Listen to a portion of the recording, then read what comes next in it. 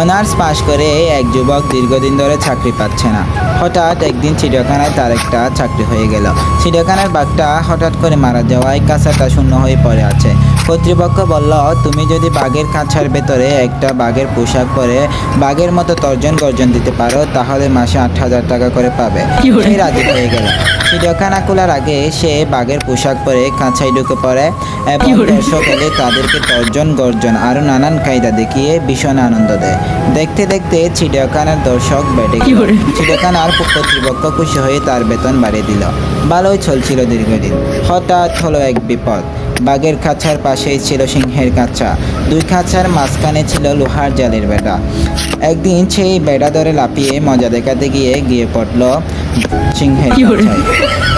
কি হবে এখন? সে ভাবতেছে, প্রাণটা মনে হয় সিংহের হাতেই গেল।